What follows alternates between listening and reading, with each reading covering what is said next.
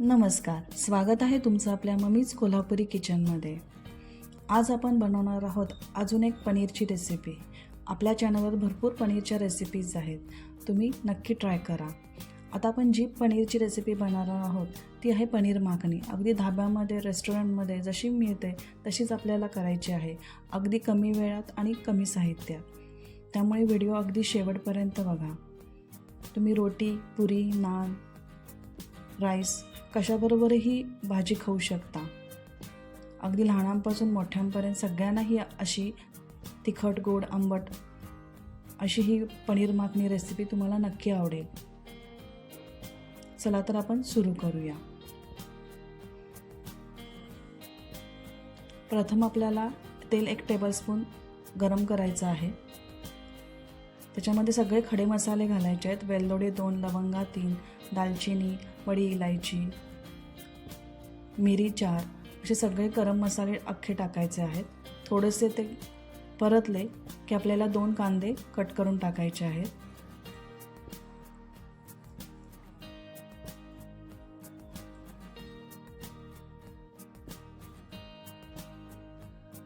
आता मीडियम गॅसवर आपल्याला हा कांदा परतवायचा आहे। खूप लालसर करायचा नाही आहे, थोडासा फक्त कच्चेपणा जाईल इतपत आपल्याला तो परतवायचा आहे।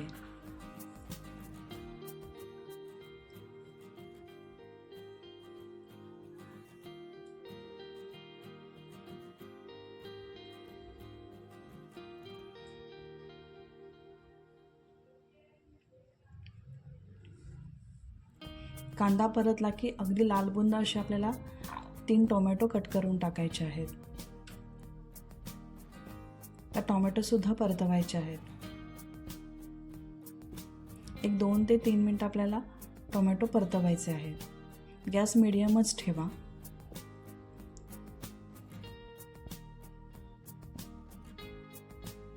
आता आपल्याला त्याच्यामध्ये काजू टाकायचे आहेत। काजू टाकल्यानंतर गरम पाणी 1.5 वाटी टाकायचं आहे। हे आपल्याला एक 10 मिनिटं मऊ होईस्तोपर्यंत शिजवून घ्यायचं आहे।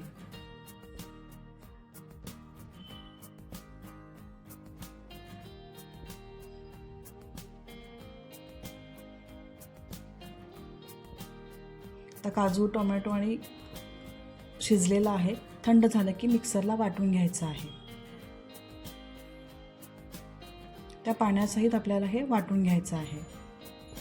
मुळात पाणी जास्त घालायचं नाही आहे, फक्त शिजेल इतपतच पाणी घालायचं आहे। आता का जाडबुडाच्या कढईत 2 टेबलस्पून तूप गरम करत ठेवायचं आहे।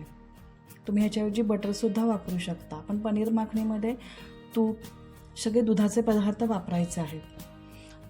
तूप करपू नये किंवा बटर करपू नये म्हणून तेल 1 टीस्पून टाका। आता गरम झालं तेल की तूप, जिरे 2 टीस्पून टाका।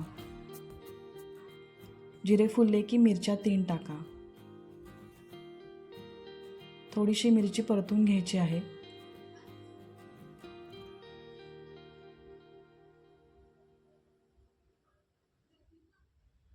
गॅस मीडियमच ठेवा। आलं लसूण पेस्ट 1 टेबलस्पून टाका। आता कच्चेपणा आलं लसणाचा जाऊस्तोपर्यंत आपल्याला परतून घ्यायचं आहे।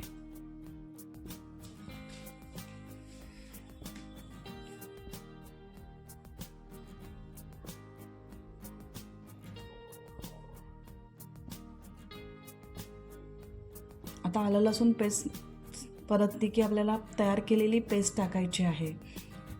कांदा, टोमॅटो, काजू आणि अख्खे खडे मसाले ह्यांची जी पेस्ट केलेली आहे ती पेस्ट आपण व्यवस्थित परतवून घ्यायची आहे।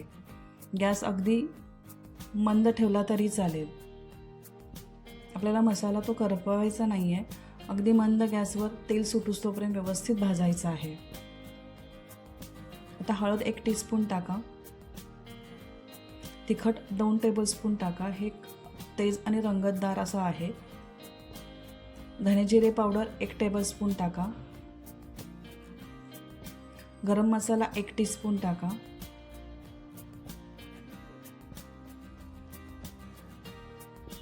तर हे सगळे मसाले व्यवस्थित मिक्स करून घ्या।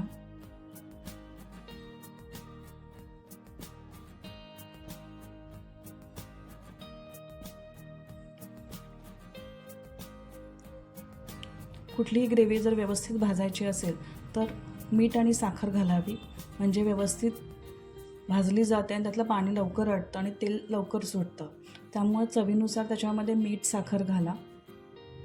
गॅस मंदच असू दे. तर व्यवस्थित परतवा. एक 10 मिनटं आपल्याला अधूनमधून हलवत ही ग्रेव्ही परतवून घ्यायची आहे.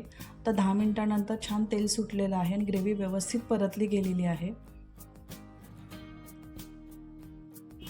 पाण्यामध्ये शिजवल्यामुळं कच्चेपणा टोमॅटोचा आणि कांद्याचा गेलेला आहे, पण ती ग्रेव्ही व्यवस्थित जितकी आपण भाजू तितक्या ह्या पंजाबी डिशेस खूप चांगल्या होतात. आता आपल्याला हे साय घरची किंवा क्रीम व्यवस्थित फेटून 2 टेबलस्पून टाकायचं आहे. पनीर माखणीमध्ये ह्या ग्रेव्हीमुळे अगदी छान अशी तोंडात विरघळणारी ग्रेव्ही तयार होते. आता इथे पनीर 200 ग्रॅम आपल्याला चौकोनी तुकड्यामध्ये कट करून टाकायचं आहे. मी इथे हे डायरेक्ट टाकणार आहे. तुम्ही थोड्याशा बटरमध्ये किंवा तुपामध्ये पनीर परतवून टाकलं तरी चालेल. हे असं कच्चं पनीर टाकल्यामुळे तेल तूप थोडंसं कमीच जातं आणि पनीर सॉफ्ट राहतं. तर व्यवस्थित पनीर त्या मसाल्यामध्ये परतवून घ्या आणि 1.5 वाटी गरम पाणी टाका. तर परत व्यवस्थित पाणी आणि ग्रेव्ही व्यवस्थित मिक्स करून घ्या. ही ग्रेव्ही खूप पातळ करायची नाही आहे. कसुरी मेथी 1 टीस्पून टाका. हातावर चुरूनच टाका.